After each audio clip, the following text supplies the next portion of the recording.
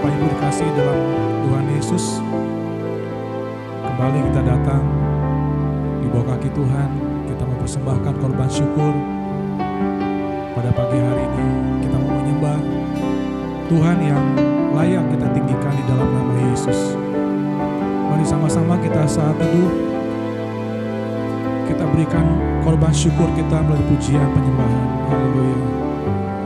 Kita mau menyembah Tuhan. Kita yakin percaya Tuhan hadir di tempat ini. Tuhan hadir dimanapun kita berada. Haleluya Yesus. Terima kasih Tuhan.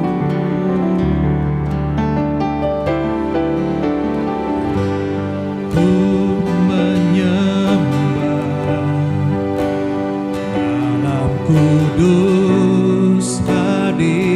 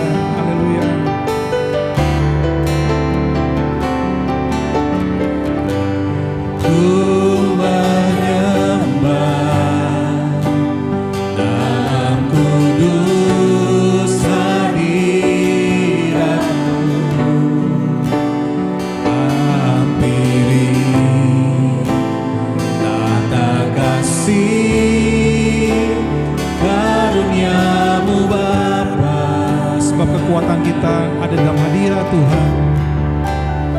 Yes. Kekuatanku hanya dalam hadirat-Mu. Katakan Yesusku, hanya Kaulah segala.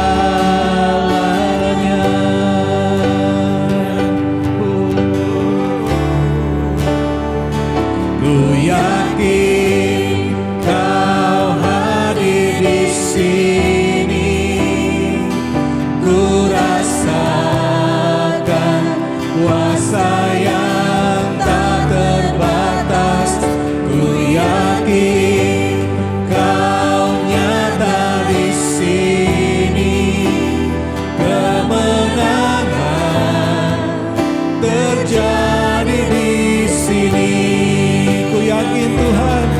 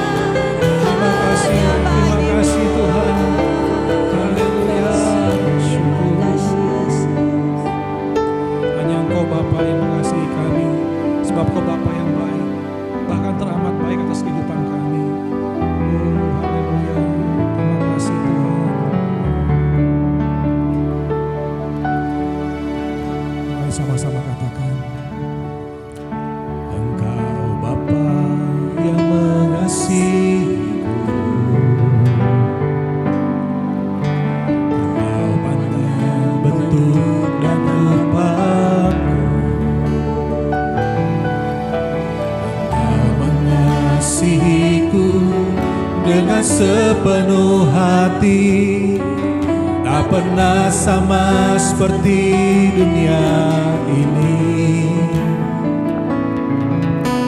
Engkau Bapa yang mengajariku, Amin. melewati badai langit biru. Kau yang buatku terbang bagaikan raja wali, mengatasi segala pencobaan. Ku yang baik, mengerti bahasa tetesan air mata, tak kau biarkan ku berjalan sendirian, sebab kau Bapakku yang baik. Engkau sungguh baik, Sebab Kau Bapa yang mengasihi kita. Engkau Bapa yang mengasihiku. Haleluya. Engkau pandang bentuk dan rupaku. Engkau mengasihiku Tuhan. Engkau mengasihiku dengan sepenuh hati, tak pernah sama seperti dunia ini. Engkau Bapa, Engkau Bapa yang mengajariku, yes Lord. melewati badai langit biru. Kau yang buatku terbang bagaikan raja wali, mengatasi segala pencobaan. Kau Bapakku yang baik, mengerti bahasa tetesan air mata, tak kau biarkan ku berjalan sendirian, sebab kau Bapakku yang baik. Engkau Bapa, kau Bapakku yang baik, yang mengerti bahasa tetesan air mata, tak kau biarkan ku berjalan sendirian, sebab kau Bapakku yang baik. Kau Bapakku, kau Bapakku yang baik. Hanya Dia yang mengerti bahasa tetesan air mata, tak kau biarkan ku berjalan sendirian, sebab kau Bapakku yang baik. Engkau sungguh baik. Haleluya. Engkau sungguh baik. Katakan Engkau sungguh baik Tuhan. Engkau sungguh baik.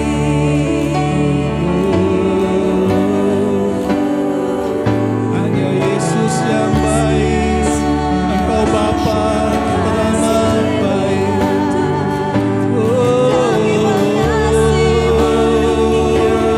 Terima kasih Tuhan. Engkau mengasihi kami Bapa.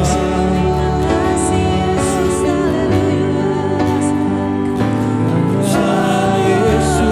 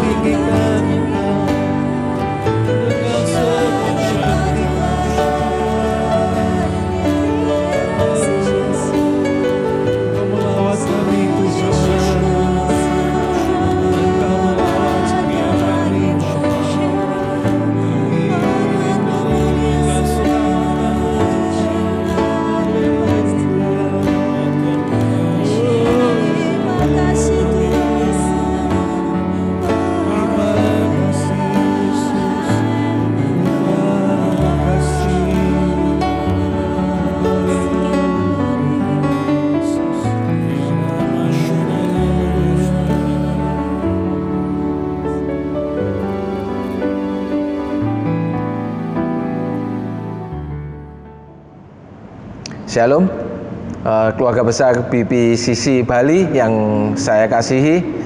Yakin dan percaya kita tetap dalam keadaan sehat karena Tuhan Yesus sudah begitu baik buat setiap kehidupan kita, melawat kita dari menit ke menit, dari detik ke detik, dari jam ke jam.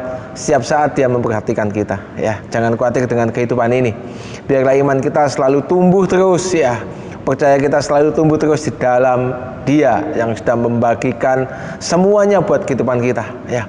Baik pemeliharaannya di dunia ini, juga sampai nanti kita ketemu dengan Tuhan Yesus dalam kerajaan surga, tetap dalam keadaan kita sehat rohani, sehat jasmani. Puji nama Tuhan.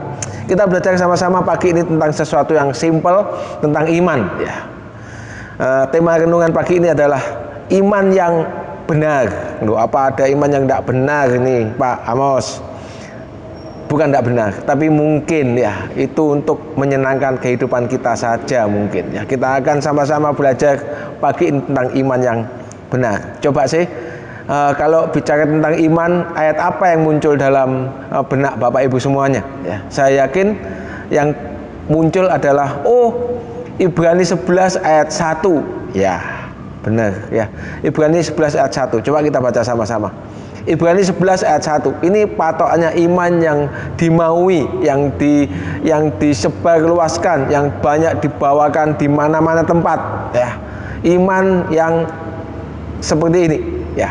Ibrani 11 ayat 1. Iman adalah dasar dari segala sesuatu yang kita harapkan. Nah, dasar dari segala sesuatu yang kita harapkan dan bukti dari segala sesuatu yang tidak kita lihat, ya.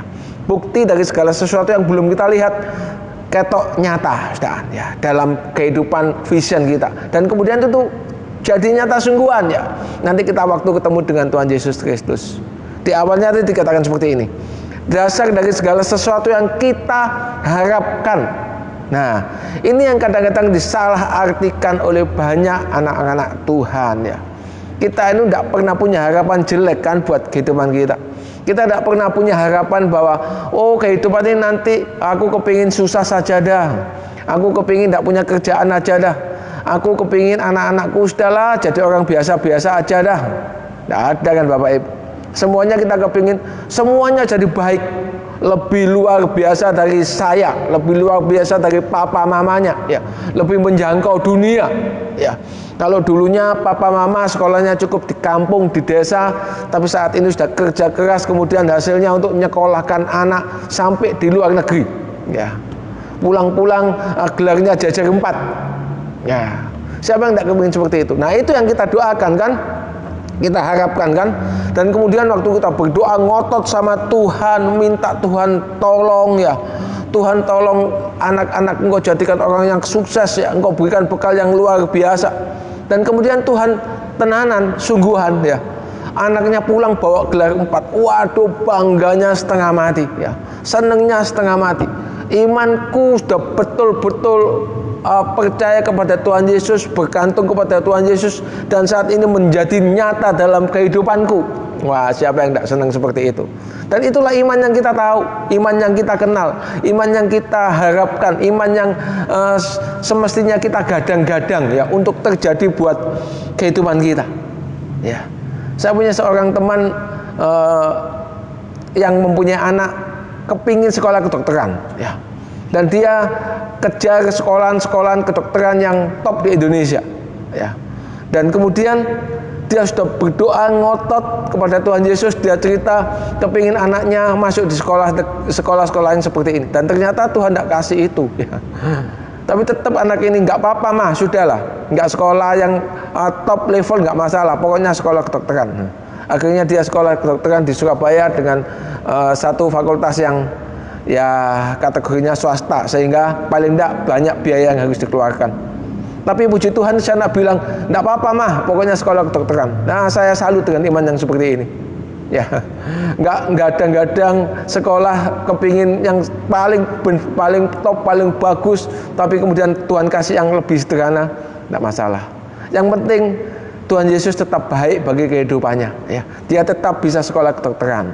Nah, ini iman yang Nah, saya boleh bilang lebih benar lah ya, daripada kemudian kita menjadi kecewa, kemudian kita menjadi bersungut-sungut, kita malah komplain sama Tuhan. Kenapa Tuhan? Aku sudah berdoa ngotot dengan imanku, percaya sungguh-sungguh kepada Engkau untuk menggapai sekolah yang sangat baik ini. Aku sudah siap semuanya, ternyata Tuhan tidak kasih. Tidak seperti itu ya. Iman tidak seperti itu. Ada satu petunjuk lain ya. Ada satu petunjuk lain yang lebih luar biasa. Tapi kadang-kadang petunjuk itu menyakitkan daging kita ini ya. Menyakitkan apa yang kita mau, menyakitkan nalar kita, menyakitkan perasaan kita, menyakitkan tubuh kita. Dan itu ada contohnya, yakni adalah Bapak Abraham ya. Yang dia belajar iman tuh bukan berharap sesuatu hal yang baik-baik tok terjadi buat kehidupannya dia, tapi dia mempunyai pelajaran iman bahwa ternyata ada satu petunjuk iman yang lain, bahwa dia harus taat apapun maunya Tuhan ya. Meskipun kadang-kadang kelihatan bagi daging ini, bagi perasaan ini, bagi pikiran ini sangat-sangat menyakitkan ya. Satu petunjuk lain yang mengatakan bahwa iman itu juga harus menunjukkan ketaatan kita kepada Dia ya. Iman itu sekali lagi boleh saya bilang harus menunjukkan ketaatan kepada Dia. Ibrani 11 ayat 8. Tadi kan Ibrani 11 ayat 1. Nah, sambungannya di bawahnya, nggak jauh-jauh Bapak Ibu.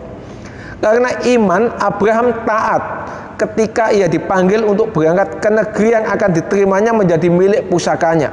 Lalu ia berangkat dengan tidak mengetahui tempat yang ia tujui ya. Saya kalau berangkat ke Surabaya saya tahu, bukan hanya Surabaya kok saya tahu. Saya tahu persis rumah saya di sini, alamatnya di sini, saya ke arah sana. Kalau saya punya Google Map saya paskan di titik itu tujuan saya, jelas sekali. Nah, Abraham enggak ya. Negerinya aja nggak tahu, apalagi tempat rumahnya di mana, alamatnya pakai alamat apa dia nggak tahu, blok apa dia juga nggak tahu sama sekali. Semuanya buta, cuma Tuhan ngomong sudah pergi dari negerimu. Ya, itu negeri Ur-Kasdim. Ya, itu di daerah Irak. Kalau menurut penyelidikan Alkitab itu ada di daerah Irak sana. Ya, cukup jauh dari Israel. Tapi dia harus keluar dari sana. Nggak tahu keluar kemana. Pokoknya jalan keluar nanti Tuhan yang pimpin. Ya.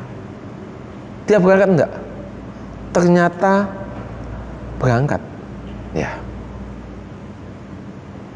Ternyata dia mau melakukan apa yang dimaui oleh Tuhan kepada kehidupannya dia ya. Dia enggak tolak-tolak sama sekali, dia enggak ngenyang, dia enggak nawar sama Tuhan. Tuhan, kalau di sana bagaimana ya? Aku nanti harus makan apa? Saya harus kerja apa? Ya, enggak seperti itu ya.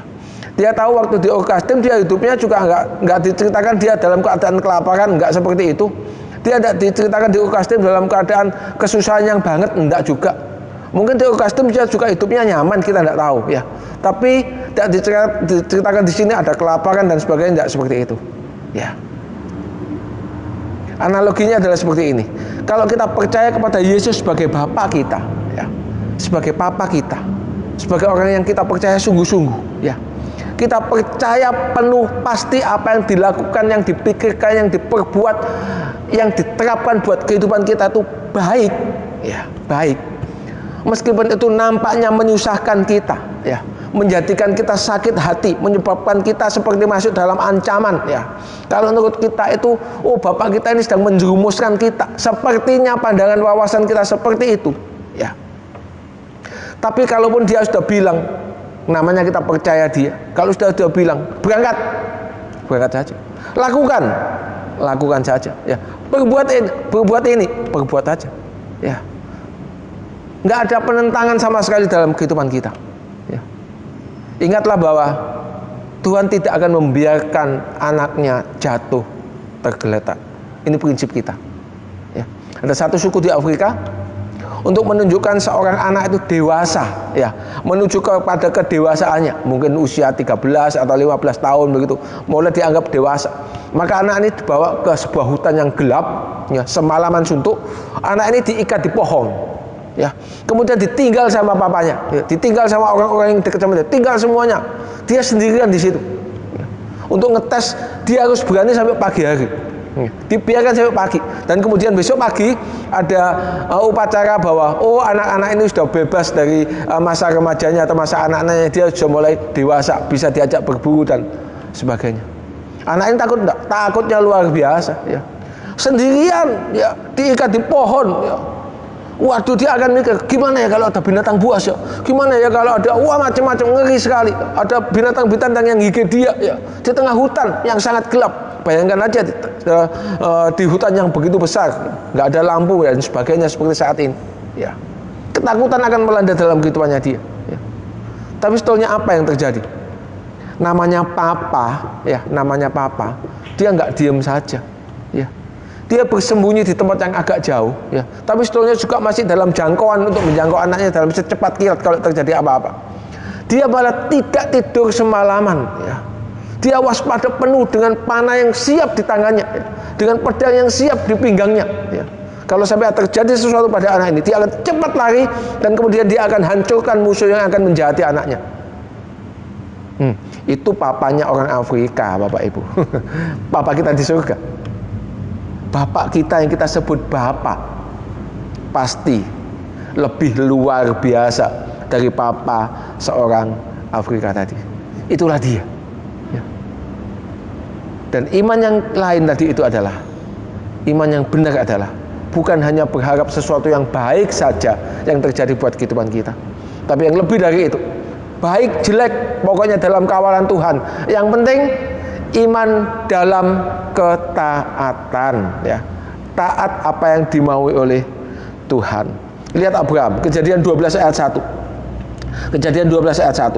Berfirmanlah Tuhan kepada Abraham, pergilah dari negerimu dan dari sanak saudaramu dan dari rumah bapamu ini ke negeri yang akan kutunjukkan kepadamu. Ya. Makanya Abraham ini sampai dikatakan bapak orang percaya. Karena apa? Karena memang imannya untuk bergantung kepada Tuhan Allah Bapak Abrahamnya, Tuhan Allahnya dia yang kita kenal dalam Tuhan Yesus Kristus saat ini sangat luar biasa. Tidak ada komplain yang keluar dari lidah mulutnya, ya. Terbukti lagi waktu dia korbankan anaknya yang namanya Ishak, ya. Itu sudah digadang-gadang, sudah di planning sama dia begitu lama, ya. Dia sudah punya rencana, punya anak, tapi tidak punya anak, ya. Lama sekali. Dia tunggu janji Tuhan itu sampai 25 tahun baru Ishak ini lahir, ya. Bayangkan betapa dikasihi dia, betapa sungguh-sungguh curahan Bapak Abraham dan Ibu Sarah ini kepada Ishak ini begitu luar biasa besar, ya. Semuanya dikasih sama anak yang namanya Ishak ini. Tuhan berfirman, persembahkan anakmu Gunung Moria. Waduh Bapak Ibu, saya bayangkan apa yang ada di otak Abraham, apa yang ada di dalam hati perasaannya dia, apa yang dalam pikirannya dia. Semuanya serba kalut luar biasa. Semuanya serba, aduh, apa yang Tuhan ngomong apa ini sama kita, sama aku, ya. Masa anak yang cuma satu dikatakan janjikan 25 tahun sudah dikasih, ternyata mau diambil, ya, dikorbankan, ya, untuk persembahan kepada Tuhan Allah. Nggak mungkin, sesuatu yang nggak mungkin. Tapi dia jelas ayat ini bilang, firman itu tak datang dari dia, ngomong sendiri melalui telinganya Abraham bahwa anak itu korbankan dia. Sekali lagi, namanya iman, namanya percaya. Apakah dia gadang-gadang yang baik seperti harapan kita tadi di awal-awal? Kita kepingin apapun juga kemudian Tuhan kasih melalui doa-doa kita yang ngotot, doa-doa kita yang mungkin sungguh-sungguh menurut kita, kemudian Tuhan kasih yang baik-baik buat kehidupan kita? Ataukah iman yang seperti Abraham punya, yang sangat berbeda dengan yang iman yang selama ini yang digambarkan dalam Ibrani 11 ayat 1? Ya, sebetulnya iman Ibrani 11 ayat 1 itu kalau kita dalami sama sebetulnya. Itu juga ada ketaatan yang luar biasa di dalamnya. Cuma yang diuar, cuma yang katakanlah dibahas, itu hanya kulitnya saja, ya. Kalau kita tahu kedalaman dari Ibrani 11 ayat 1, kita akan tahu bahwa di dalam semuanya iman itu ada ketaatan, ada apapun juga di dalam kekuatan iman yang luar biasa, ada kebergantungan, ya, ada kasih yang luar biasa dari dia. Itu semuanya yang menyebabkan kita punya iman kepada dia. Bukan hanya cuma harapan yang kita doakan kemudian jadi buat kehidupan kita, bukan itu aja. Tapi pagi ini kita belajar sama-sama satu poin lagi, bahwa iman itu juga adalah ketaatan yang sungguh-sungguh tanpa komplain apapun juga kepada Dia. Ya. Kita belajar pagi ini, ya, satu hal yang lain dari iman, satu petunjuk yang lain dari iman, bahwa iman itu adalah juga menunjukkan seberapa besar ketaatan kepada Dia. Galatia 5 ayat 19 sampai 21 dikatakan sebagai contoh, ya. Contoh apa sih yang harus dilakukan kita sih? Kalau Bapak Abraham kan memang Tuhan Allah ngomong langsung kepada dia. Kalau kita tidak pernah diomongi Tuhan langsung. Kuping kita tidak dengar apa-apa. Loh, jangan salah Bapak Ibu. Kita ada firman Tuhan yang dibukakan di depan mata kita, ya, yang bisa kita baca tiap hari. Itulah perintah-perintahnya yang tidak pernah membebani kehidupan kita sebetulnya, ya. Yang tidak berat untuk kita lakukan sebetulnya, ya. Kalau kita mau, kalau kita bersandar kepada Dia, kalau kita ada Roh Kudus dalam kehidupan kita, ya, yang senantiasa membimbing kita, lakukan yang baik, jangan yang buruk, ya. Apa sih perbuatan-perbuatan yang harus kita hindari? Galatia 5 ayat 19, Galatia 5 ayat 19 21 dikatakan seperti ini. Perbuatan daging telah nyata, yaitu percabulan, kecemaran, hawa nafsu, penyembahan berhala, sihir, perseteruan, perselisihan, iri hati, amarah, kepentingan diri sendiri, pencitraan, roh pemecah, kedengkian, kemabukan, pesta pora, dan sebagainya. Terhadap semuanya itu kuperingatkan kamu, seperti yang telah kubuat dahulu. Barang siapa yang melakukan hal yang demikian, ia tidak akan mendapat bagian dalam kerajaan Allah. Gampang kan? Tuhan membenci dengan perbuatan yang seperti ini. Sudah, untuk ketaatan lakukan saja. Maksud saya, untuk ketaatan jangan lakukan hal yang seperti ini, ya. Lakukan saja apa?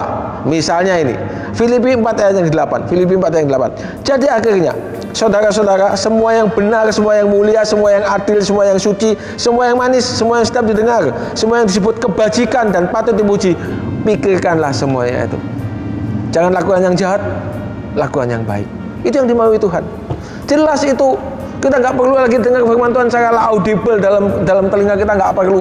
Firman Tuhan itu sudah merupakan satu nyata yang paling gampang ada di depan kita. Siapapun bisa mendengar, bisa membacanya, dan juga bisa melakukannya. Dan itu siapa?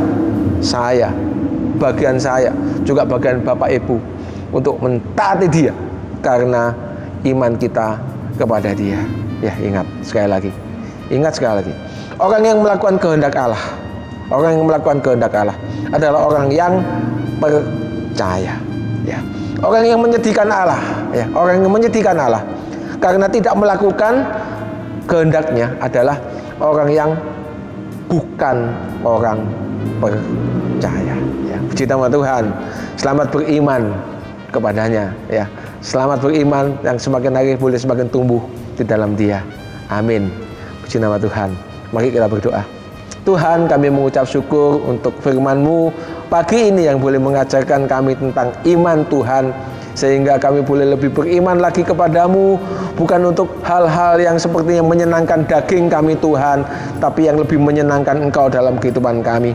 Kami berdoa Tuhan Yesus buat hamba-hamba Tuhan seluruh bumi ini Tuhan, Engkau yang lindungi, Engkau yang berkati, Engkau yang beri pertolongan, hikmat, marifat, sehingga nama Tuhan Yesus boleh semakin dimuliakan di dalam negeri ini Bapa. Untuk pemerintahan bangsa Indonesia, Pak Jokowi, Pak Maruf Amin, dan jajaran menteri ke bawah Tuhan sampai RT RW, tetap Tuhan lindungi, tetap Tuhan beri hikmat-Mu untuk boleh memimpin kami semua Tuhan penduduk Indonesia untuk menuju kepada Indonesia tumbuh, Indonesia berkembang yang semakin baik, semakin nama Tuhan boleh dipermuliakan, dikembangkan Tuhan di negeri ini.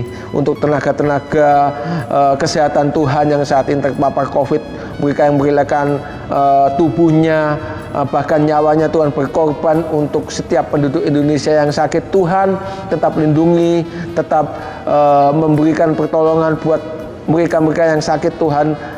Tenaga-tenaga nakes, Engkau jamahkan tangan-Mu sehingga mereka boleh sembuh kembali, dipulihkan Tuhan. Juga untuk mereka yang sakit, terlebih kepada hamba-hamba-Mu, anak-anak-Mu Tuhan yang percaya Engkau, yang saat ini sedang menderita penyakit apapun juga, Tuhan, Engkau yang tetap lawati, Engkau yang tetap lindungi, Engkau yang tetap beri kesembuhan buat mereka, Tuhan Yesus. Terima kasih Bapa yang Maha Baik, terima kasih. Kami akan percaya Tuhan Yesus yang begitu baik buat kami senantiasa ada buat setiap kehidupan kami. Bapa kami yang di surga, dikuduskanlah namamu, datanglah kerajaan-Mu, jadilah kehendak-Mu di bumi seperti di surga.